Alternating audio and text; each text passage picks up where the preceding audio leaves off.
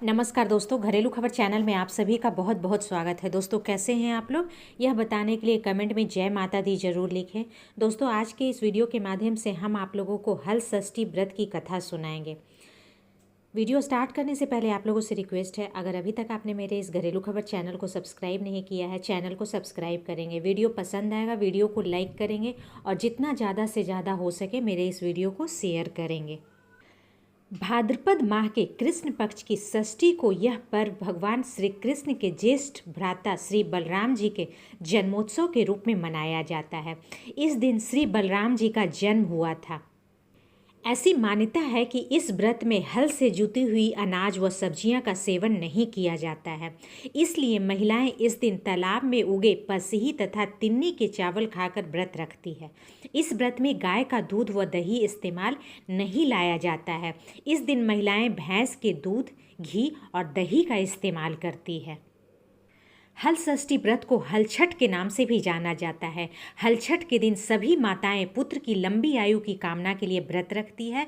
किसानों के घर में इस दिन हल की और बैल की पूजा की जाती है। महिलाएं पुत्र की रक्षा के लिए पूरे दिन व्रत रखती है और शाम को तिन्नी के चावल खाकर पारण करती है।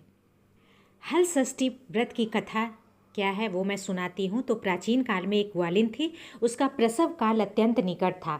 एक ओर वह प्रसव से व्याकुल थी तो दूसरी ओर उसका मन गौरस दूध दही बेचने में लगा हुआ था।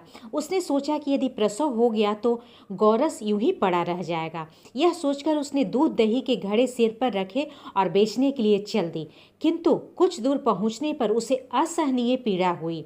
वह एक झरबेरी की ओट में चली गई और वहां एक बच्चे को जन्म दिया।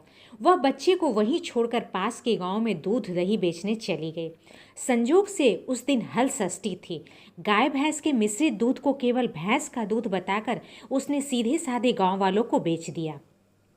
उधर जिस झरबेरी के नीचे उसने बच्चे को छोड़ा था, उसके समीप ही खेत में एक किसान हल जोत रहा था। अचानक उसके बैल भड़क उठे और हल का फल शरीर में घुसने से वह बालक मर गया। इस घटना से किसान बहुत दुखी हुआ, फिर भी उसने हिम्मत और धैर्य से काम लिया। उसने झरबेरी के कांटों से ही बच्चे के चीरे हुए पेट में टांके लगाए और उसे वहीं छोड़कर चला गया। कुछ देर बाद ग्वालिन दूध बेचकर वहां आ पहुंची। बच्चे की ऐसी दशा देखकर उसे समझते देर नहीं लगी कि यह सब उसके पाप की सजा है। वह सोचने लगी कि यदि मैंने झूठ बोलकर गाय का दूध न बेचा होता और गांव की स्त्रियों का धर्म भ्रष्ट न होता तो मेरे बच्चे की यह दशा न होती।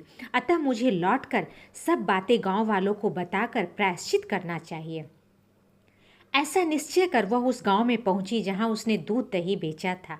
वह गली गली घूमकर अपनी करतूत और अपने फल स्वरूप मिले दंड का बखान करने लगी। तब स्त्रियों ने स्वयं धर्म रक्षार्थ और उस पर रहम खाकर उसे क्षमा कर दिया और आशीर्वाद दिया। बहुत सी स्त्रियों द्वारा आशीर्वाद लेकर जब वह पुनः झरबेरी के नीचे पहुंची तो यह देखकर आश्चर्यचकित रह गई कि वहां उसका पुत्र जीवित अवस्था में पड़ा है। तभी उसने स्वार्थ के लिए झूठ बोलने को ब्रह्म हत्या के समान समझा और कभी झूठ न बोलने का प्रण लिया। तो दोस्तों ये थी हलछठ व्रत की कथा। आप हलछठ व्रत की पूजा समाप्त करें। पूजा के उपरांत आप कथा अवश्य सुने। साथ ही साथ मैं आपको बता दूं कि हल षष्ठी व्रत से जुड़े कुछ नियम हैं जो कि आपको ध्यान में रखने हैं। तो हल षष्ठी का व्रत करने वाली महिलाओं को कुछ खास बातों का ध्यान रखना है, जैसे इस व्रत में भैंस के दूध का प्रयोग किया जाता है। हलछठ के व्रत में गाय का दूध और दही इस्तेमाल में नहीं लाया जाता है।